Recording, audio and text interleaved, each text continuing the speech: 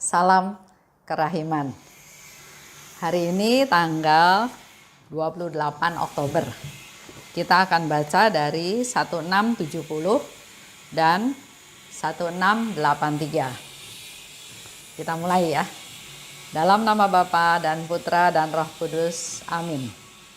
1670.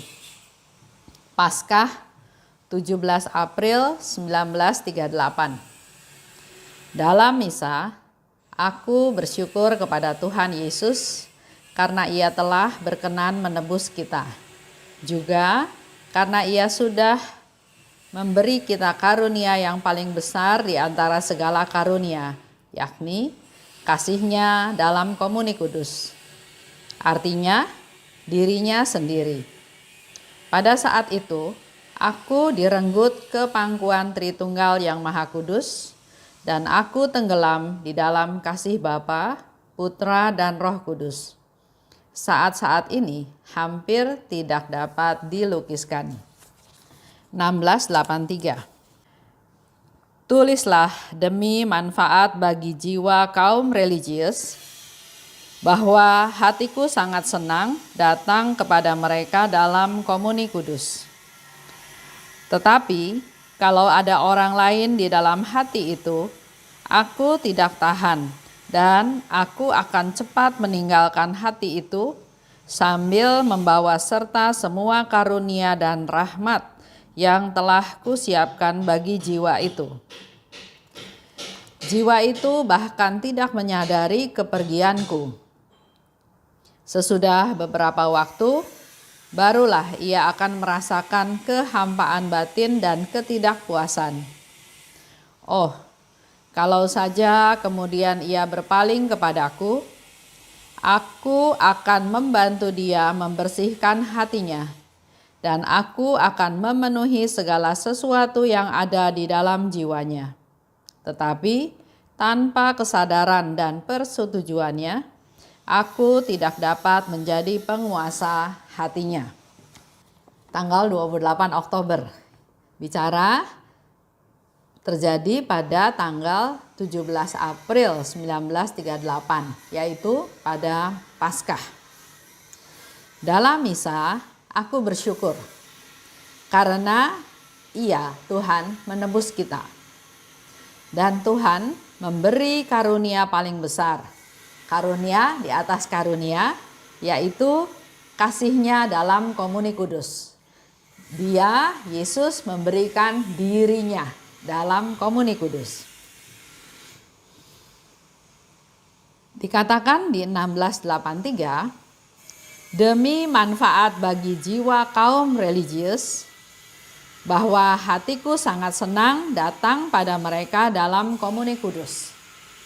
Di sini Yesus juga memberikan satu konfirmasi bahwa Dia, Yesus, sangat senang masuk ke dalam jiwa para imam, para kaum religius dalam komuni kudus. Tapi kalau ada orang lain di dalam hati itu, jadi hati, walaupun kita bilang kita siap menerima Tuhan, kita siap mengikuti perayaan Ekaristi, kita menyambut tubuh Kristus, tapi di sini Yesus katakan, tapi kalau ada orang lain di dalam hati itu, jadi hati itu belum bersih, ada yang lain di dalam hati itu, Yesus katakan, aku tidak tahan. Dan aku akan cepat meninggalkan hati itu.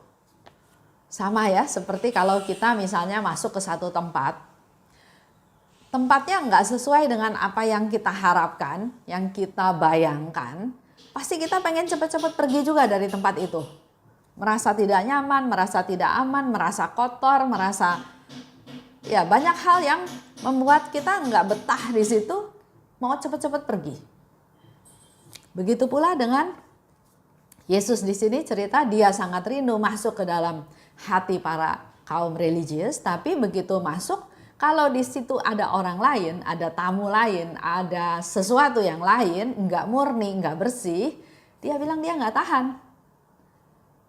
Dan akan cepat meninggalkan hati itu.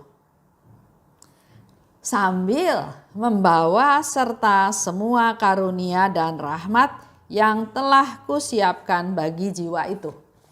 Jadi kalau kita baca dari diary, juga dari pembahasan beberapa hari yang lalu ya, Yesus katakan waktu dia masuk ke dalam jiwa kita, ke dalam tubuh kita, ke dalam hati kita, melalui komuni kudus, dia banyak membawa rahmat. Di tangannya itu banyak rahmat yang dia bawa untuk jiwa tersebut. Tapi kalau di dalamnya ada orang lain, Yesus nggak bakal lama-lama di sana, dia akan segera pergi dan membawa semua karunia yang harusnya dia mau serahkan kepada jiwa tersebut. Jiwa itu bahkan tidak menyadari kepergianku. Ini jadi satu warning buat kita ya, satu peringatan juga buat kita semua. Pada waktu Yesus meninggalkan kita karena di dalam hati kita ada orang lain, ada sesuatu yang lain, enggak bersih, enggak murni, enggak membuat Yesus nyaman di dalam hati kita. Sebabnya macam-macam. Bisa kita menyembah berhala, bisa kita ada dendam, ada marah, ada benci, ada iri, ada kesombongan. Ada sesuatu yang lain di dalam hati kita, Yesus nggak bakal bisa tahan lama di dalam hati kita. Nah, yang hari ini Yesus mau tekankan, mau kasih tahu ke kita semua bahwa jiwa itu bahkan tidak menyadari kepergianku. Kita merasa kita sudah terima Tuhan, kita terima komuni, Tuhan ada di dalam hati saya. Padahal Yesus bilang, aku pergi tanpa jiwa itu sadar aku pergi. Sesudah beberapa waktu, barulah ia akan merasakan kehampaan batin dan ketidakpuasan. Baru beberapa saat kemudian, mungkin dalam hidupnya ya, contoh yang gampang aja sederhana. Pergi ke gereja, menerima komuni, ada Yesus dalam hati saya. Begitu keluar dari gereja, mau cepat-cepat pergi, ternyata di depan mobil misalnya ada mobil yang menghalangi. Dan yang punya mobil enggak datang-datang. Mau didorong juga enggak bisa karena masuk gigi. Jadi mau enggak mau harus tunggu sampai yang punya mobil itu datang. Jadi udah ada kekesalan ya, udah kesel, pengen cepet jalan, ada urusan, sudah janji, jadi banyak hal berkecamuk dalam hati. Begitu melihat si pengemudi mobil yang di depan itu datang, mungkin bawaannya udah pengen marah ya. Kok lama? Saya mau cepet-cepet. Jadi sifatnya menegur. Yang punya mobil di depan nggak merasa suka hati dia ditegur. Dia marah lagi. Kenapa parkir di belakang mobil saya? Kamu kan tahu saya ini pengurus dan seterusnya. Jadi nggak ada yang mau ngalah, nggak ada yang mau merasa bersalah. Semuanya merasa benar. Pada saat itu mungkin Yesus sudah tidak ada di dalam hati orang-orang tersebut.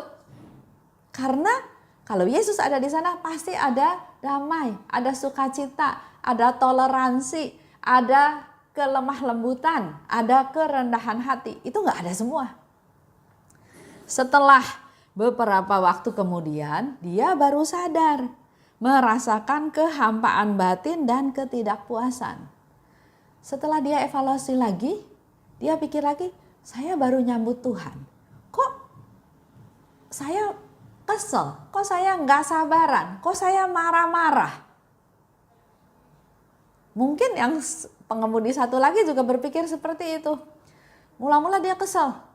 Saya kan bukannya berlama-lama di gereja, tapi karena saya harus menyelesaikan ini itu segala macam. Saya kan tugas menghitung uang kolekte dan lain-lain ya, nggak mau disalahkan. Tapi kalau setelah dia evaluasi lagi di rumah, dia merasa kok ke gereja bukan menerima kenyamanan, kedamaian, kok malah ribut. Selama dia mempertahankan bahwa dia benar, dia akan terus ada di dalam ketidakpuasan. Tapi kalau akhirnya dia bisa berpikir bahwa ya, saya salah juga. Kalau saya sudah tahu saya pulang akan agak terlambat, harusnya saya parkir jangan di depan. Harusnya parkir di belakang atau di pinggir supaya tidak mengganggu orang lain yang mau keluar. Dan kalau memang saya harus parkir di depan, harusnya saya jangan masuk gigi sehingga mobil itu tetap bisa didorong sehingga bagian orang di belakang saya tetap bisa keluar. Jadi kalau sudah bisa merasakan seperti itu, maka itulah yang Tuhan kehendaki. Ada Tuhan, ada kerendahan hati, ada toleransi, ada maklum dan berpikir untuk kepentingan orang lain, bukan berpikir untuk kepentingan saya. Jadi kalau kita masih berpikirnya untuk saya, kepentingan saya betul, dia salah, ya mungkin buat kita udah mulai harus waspada. Seperti yang Yesus bilang, jiwa itu bahkan tidak menyadari kepergianku. Oh, kalau saja kemudian ia berpaling kepadaku, aku akan membantu dia membersihkan hatinya. Ini kembali lagi kata-kata Yesus tentang kaum religius, ya. Para imam, biarawan, biarawati yang memang dipilih oleh Tuhan secara spesial. Mereka adalah permata-permata Tuhan. Sehingga dikatakan kalau saja kemudian mereka berpaling kepadaku, aku akan membantu dia membersihkan hatinya. Karena masih terdiri dari daging, karena masih manusia ya, tetap aja mungkin ada di antara para imam yang iri. Kenapa dia terkenal? Kenapa saya enggak? Khotbah saya lebih bagus, tapi kok dia lebih terkenal? Atau ada lagi yang berkomentar, khotbahnya kosong. Cuma bercanda-bercanda aja, ketawa-ketawa, umat senang. Tapi setelah pulang, ditanya tadi khotbah apa? Umat juga bingung, nggak bisa jawab. Karena ya memang hanya gurau bercanda ya, ada yang seperti itu. Ada juga barangkali yang masih secara materi ya, masih mengikat dia. Kalau melihat barang bagus, punya umatnya, Romo ini katakan, pulpen itu bagus. Atau pernah ketemu lagi, itu cincinnya bagus. Nah terus reaksi si umat, ada yang bilang, oh iya Romo ini saya dikasih, terima kasih, bagus, memang. Tapi ada yang umat jadi, oh Romo mau. Karena dia pikir kalau Romo mau apa salahnya, dia kasihlah pulpen tersebut kepada si Romo. Toh dia juga bisa beli lagi dan dia juga merasa senang bisa menyenangkan hati Romo. Tapi melalui kejadian tersebut, Romo itu berpikir, ih gampang ya minta ya. Nanti lain kali lihat yang pakai cincin, dia bilang lagi, cincinnya bagus. Kalau yang punya cincinnya kasih cincin, urusannya selesai. Tapi kalau yang punya cincinnya enggak kasih cincin, mungkin si Romo bisa kecewa karena harapannya enggak tercapai. Nah, ini yang dikatakan ada orang lain dalam hati. Mungkin jadi marah, mungkin jadi kecewa ya. Nah, tapi Yesus bilang, kalau dia berpaling kepadaku, aku akan membantu dia membersihkan hatinya.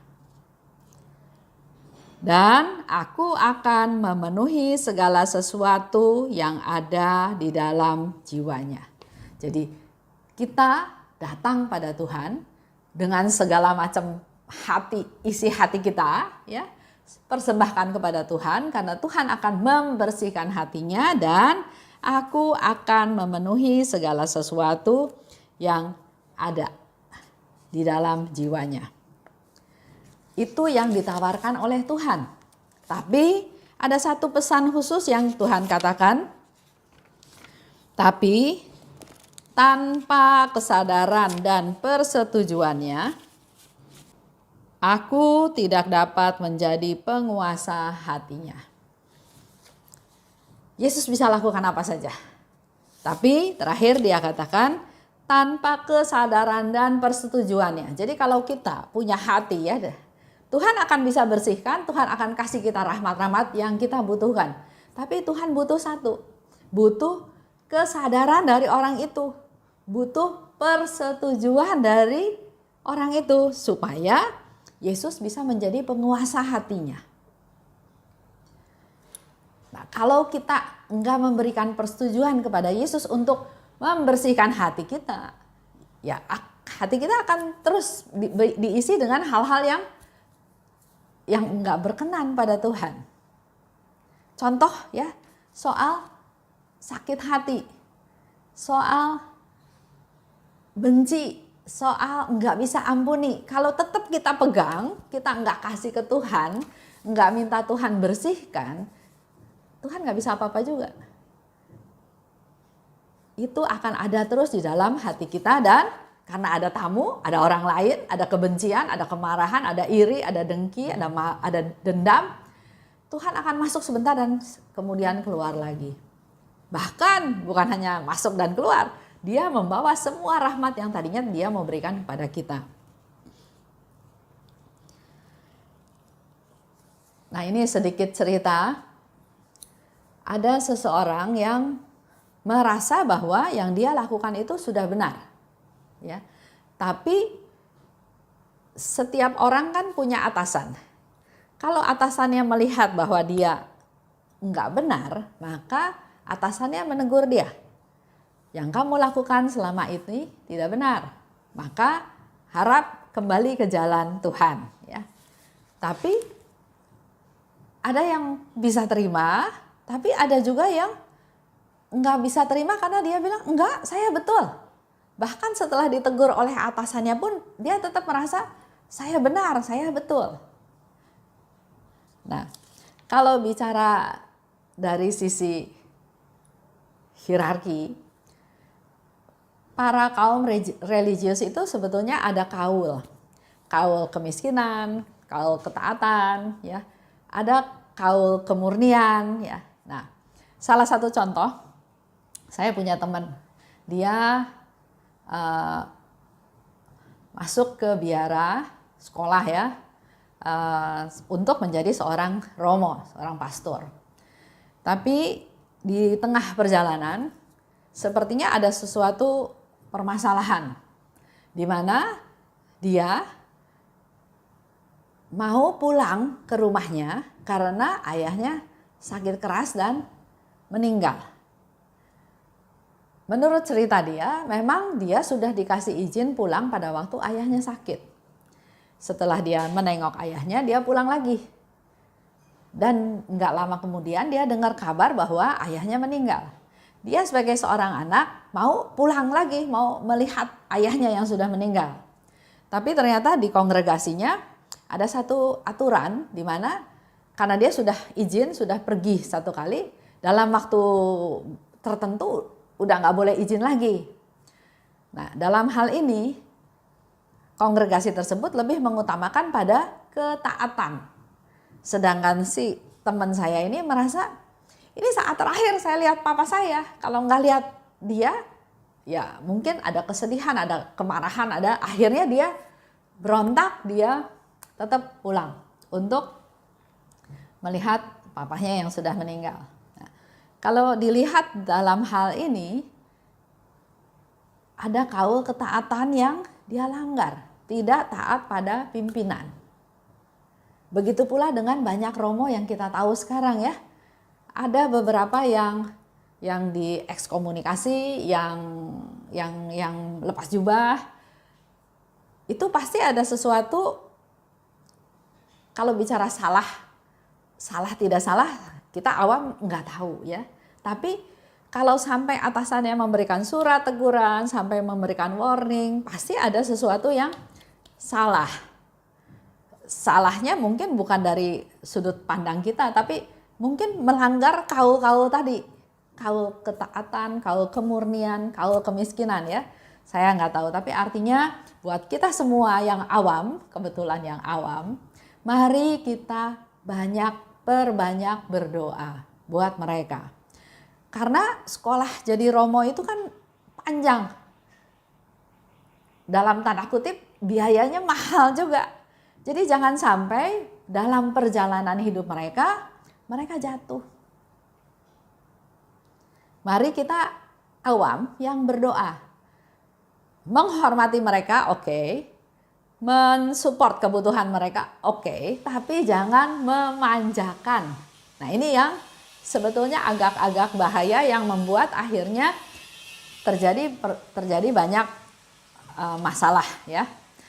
Saya harap melalui renungan ini kita tahu bahwa Yesus sangat peduli kepada jiwa kaum religius. Dan dikatakan hatiku sangat senang datang pada mereka dalam komuni kudus.